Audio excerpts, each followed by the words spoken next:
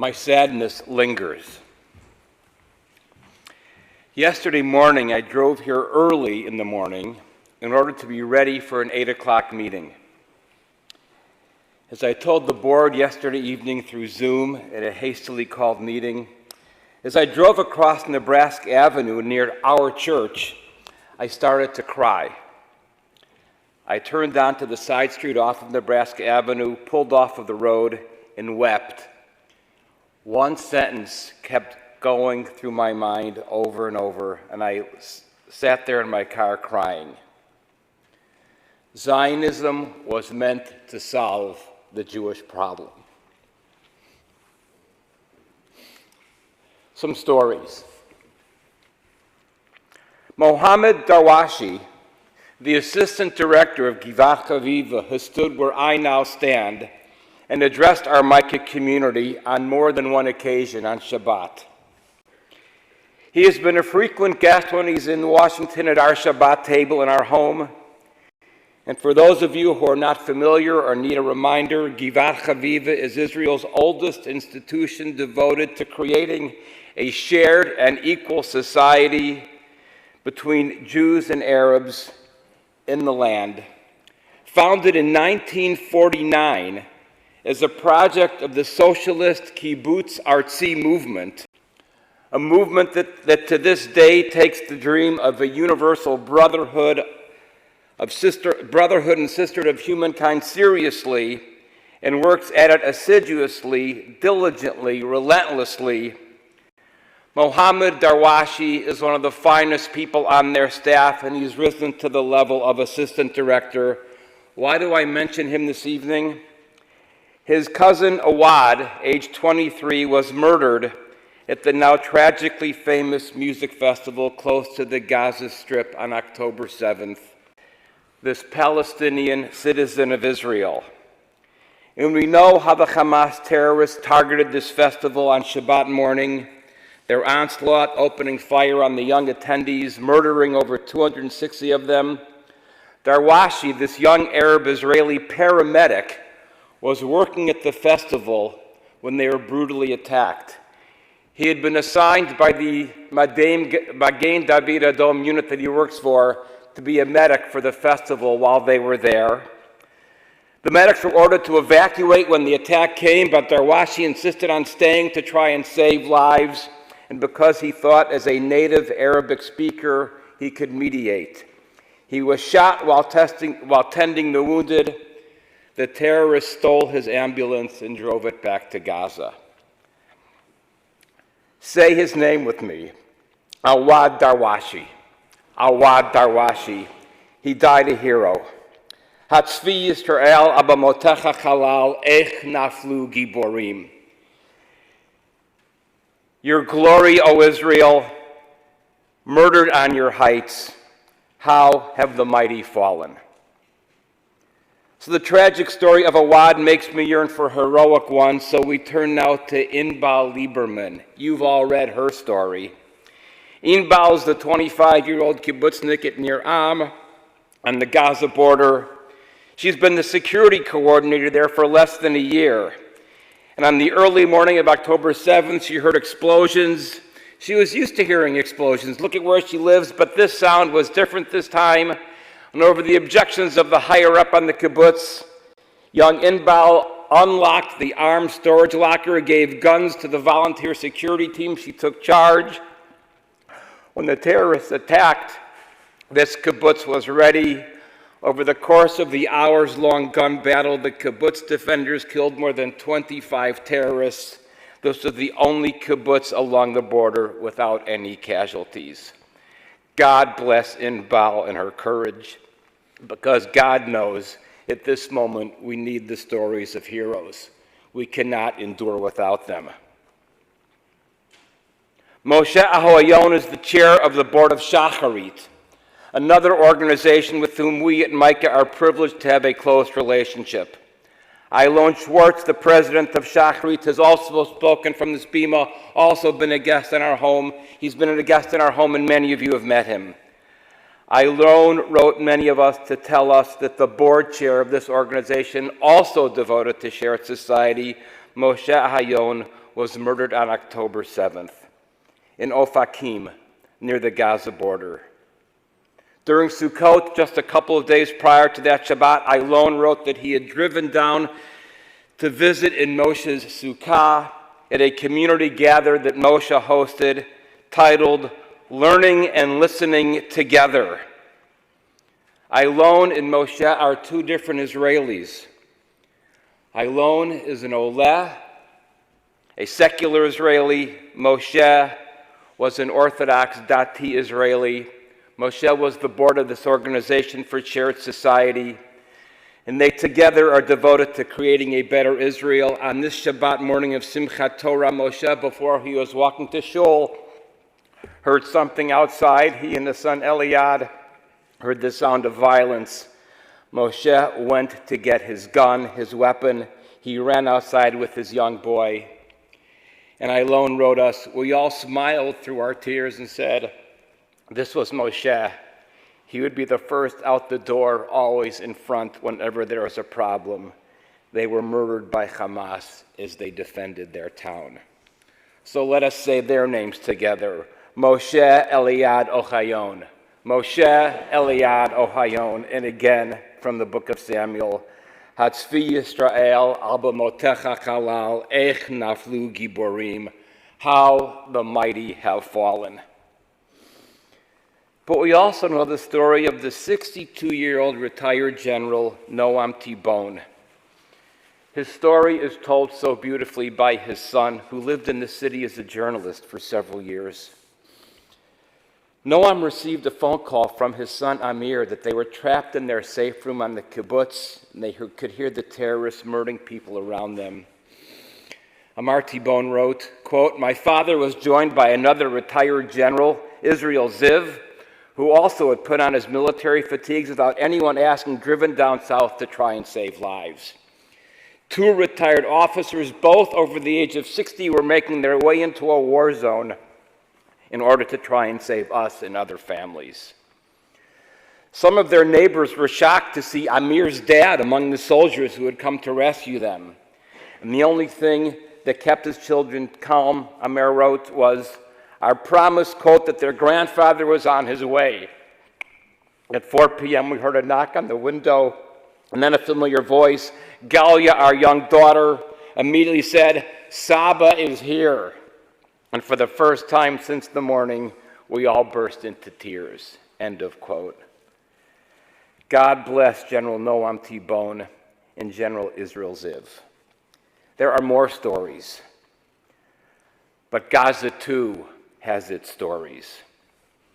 In a letter I received from the director of the Jerusalem Press Club, the founding Uri Dromi, I read this story. Manal from Gaza is a mother of 3 small children. She works in a hospital. The building next door has been demolished by the Israeli Air Force. Her children are afraid. She tells an Israeli media outlet that at night they sleep in her bed. Her children are with her. She writes, I comfort them, saying that if we have to die, at least we die together. She dares say nothing about Hamas, which couldn't care less about her plight or that of the rest of the people of Gaza. So we think of Manal, this mother of 3, and so many others. There are too many tragedy stories, over 1,400 murdered, and this number is going to continue to climb, and over 200 held hostage. So we just prayed for a few moments ago. Yeshua, let them be delivered. We tremble at what might be the final totals of death. Like you, I am overwhelmingly sad at the loss of life.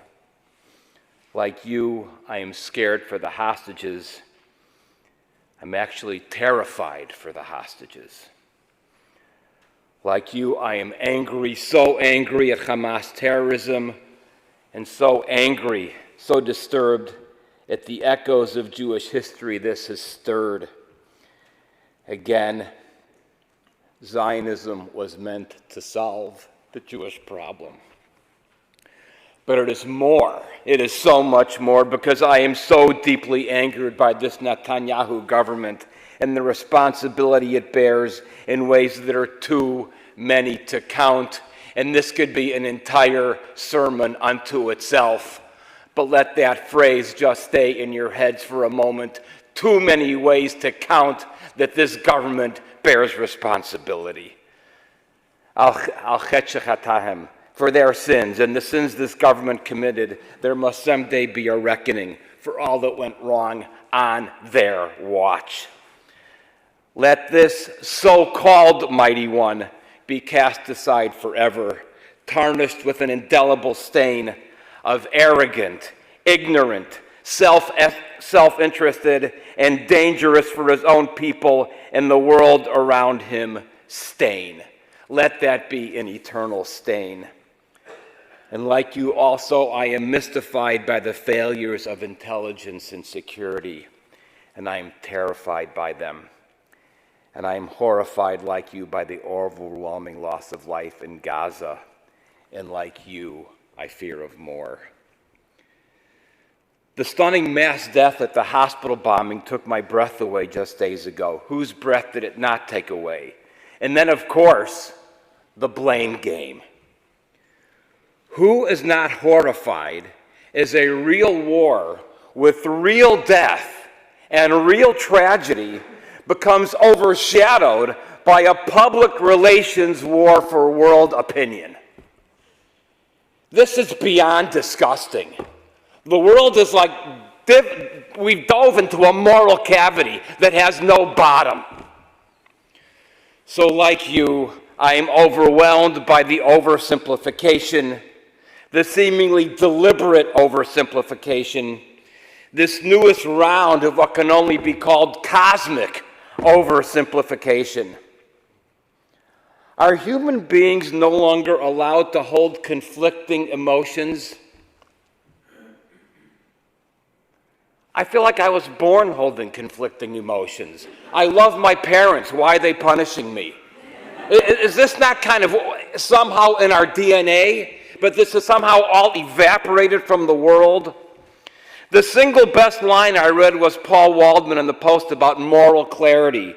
He wrote, in case you didn't read it, but in case you did, I'm going to repeat it for you. Hamas has moral clarity. The protesters in Sydney celebrating the Hamas attack with chants of "gas the Jews" have moral clarity. Israeli Prime Minister Netanyahu and his far-right government have always had moral clarity, and it didn't protect his people. Waldman writes about the need for moral consistency. I'm not opposed to engaging with moral complexity. I can abhor the murderous Hamas, and I can condemn the tragedy of the settler Orthodox nationalist occupation.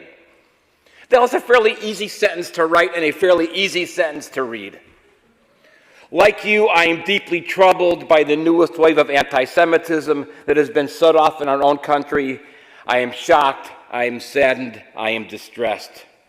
And like you, I am deeply troubled by the lack of leadership in Israel and their lack of any moral compass, other than their so-called blinding clarity that has led their country to the gates of hell. Again, my mantra that I can't escape: Zionism was intended to solve the Jewish problem.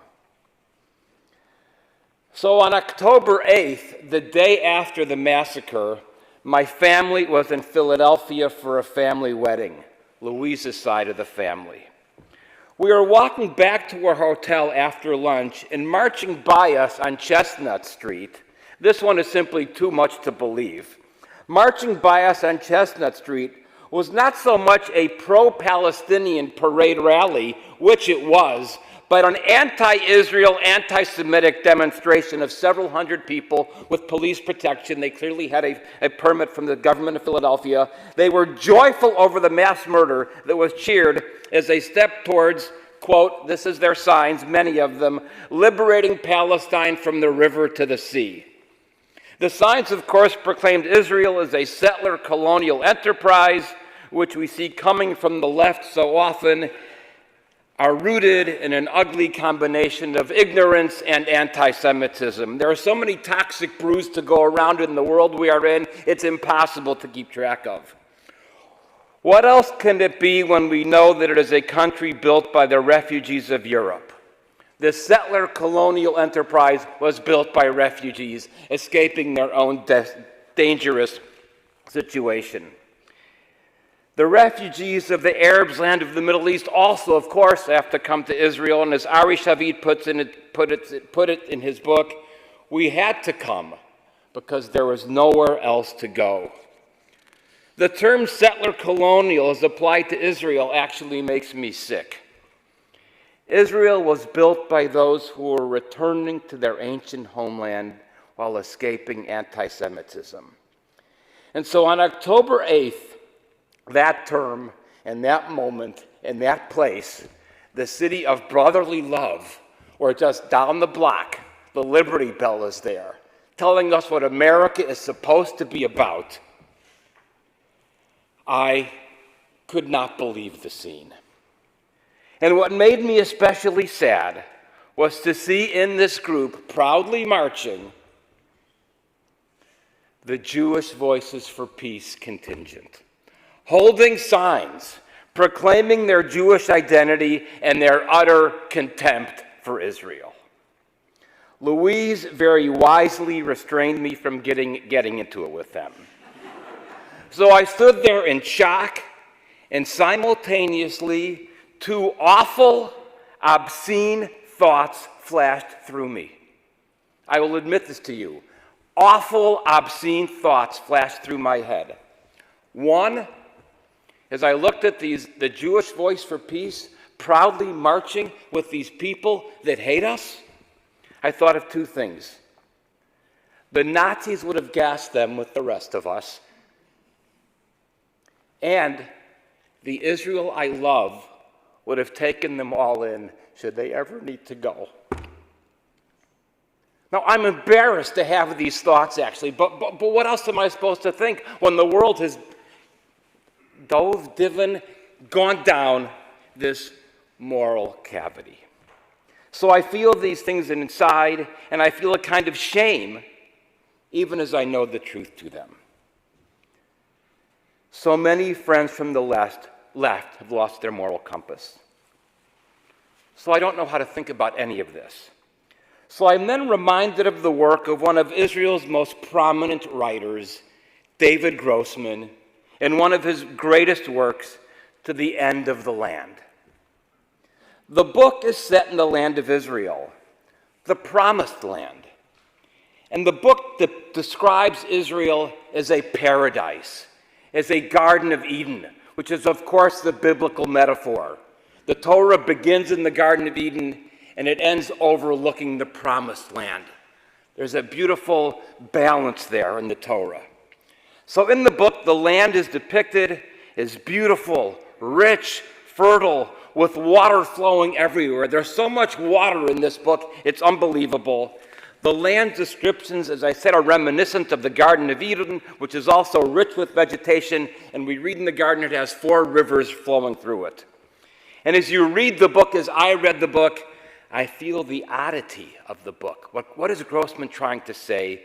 Because we know most of Israel is a desert with little fresh water. And then the characters in this book are all holders of trauma, intense trauma, their own trauma and their inherited trauma. And their lives, the stories of the characters through the book, are filled with flashbacks of their own horrors and flashbacks of their inherited horrors of their ancestors.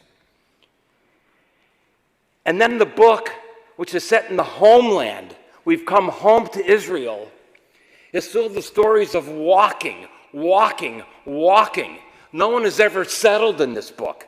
They're walking, hiking. The book is a story of a people, our people, that is desperately seeking what we might call normality, while simultaneously holding inherited trauma that is unescapable, looking to live in a promised land which we know is barren, want to feel rooted and at home, but they're walking all over the place. The novel presents a world that makes no sense, a world turned upside down, a world that is inside out.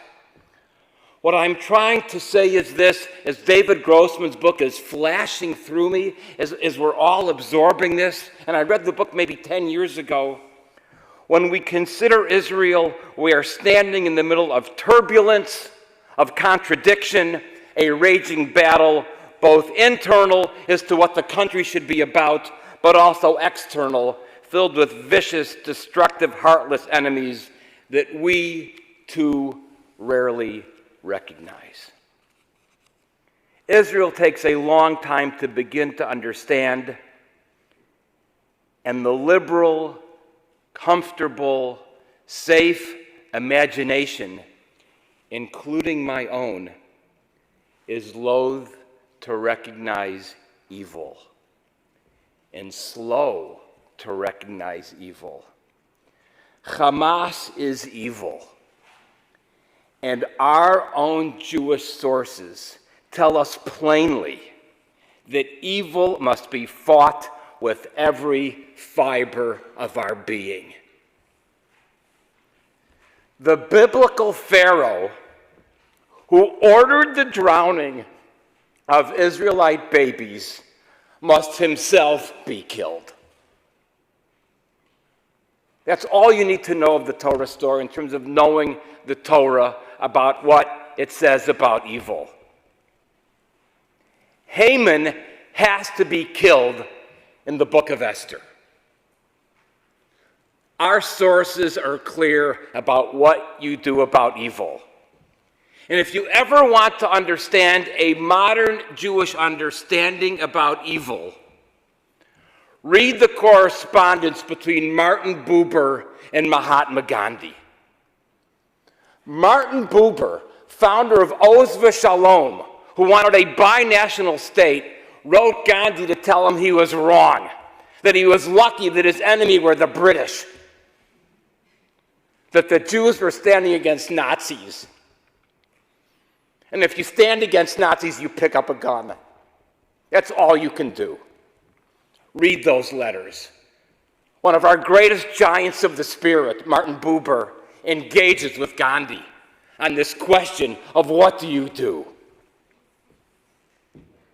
I therefore find myself praying, of course, for peace, praying desperately for hostages and for more, and trying to make sense of this entire monstrosity. I also pray for wisdom. And when I pray for wisdom, I feel very, very, very lucky, inordinately lucky. And the older I get, the luckier I feel that I can turn to, as my friends here know, Grandpa Goldman. Grandpa Goldman, the very wise rabbi who died before I could know him, wrote in this very famous essay that I've cited here before, Why Israel Survived, meaning why the Jewish people survived. Quote, "We survived because we were inveterate optimists. No obstacle stopped us, no crisis dismayed us, no catastrophe crushed us. We swallowed the bitterness of life and pursued the sweet. We survived because of Torah. We loved life, and our sages knew that life needs direction, norms, discipline, and then a brilliant sentence. We had the strength to chain the fury of passion." We had the strength to chain the fury of passion. This Shabbat, I pray for all of us, here, Israel, Gaza, the strength to chain the fury of passion. Let us have the patience and strength to allow wisdom to grow, and with wisdom, let something better grow. Eric Shavit ends his masterpiece with prophetic words that bring me back to David Grossman's great novel. And this is Shavit, quote, "Only when we know what has become of the protagonists will we know whether they overcame the tragic decree or were overcome by it." This is the inheritance of the trauma. Can we overcome the severe decree, the tragic decree, or will we be overcome by it? And then he writes, "We participate in an event far greater than ourselves. We, the Israelis, are cast in an epic motion picture whose plot we do not understand. We are here on this biblical set. The camera is rolling, and as it pans out, it sees us clinging to this shore. That's what Golda Meir said to Biden when he was a young senator. We have nowhere else to go. A final thought. We should not end our service and not say our final Shabbat Shalom tonight. Again, a reminder from Ori Dromi, without saying a prayer for the sailors on the United States Naval Task Force group sent by President Biden to the Eastern Mediterranean. These young sailors had probably never heard of the Israel-Palestinian conflict, never heard of the Israeli-Arab conflict. Our president is putting them in harm's way. We should think of them as well. They're doing service to our nation. They're representing the best of what our country is about, United States of America. They're there to stand by Israel in the president's word, the fight for shared democratic values. President Biden's speech will go down in history as the greatest Zionist speech of this era. Am Yisrael Chai, our people live, cling to that shore. Where else is there to go? We pray urgently for peace, with a new vision of peace for the entire region. May Israel live with great strength, with great decency, and with God's blessing and through our own sometimes tortured pain and love, with great, a God-given strength that only God can give. Shabbat Shalom.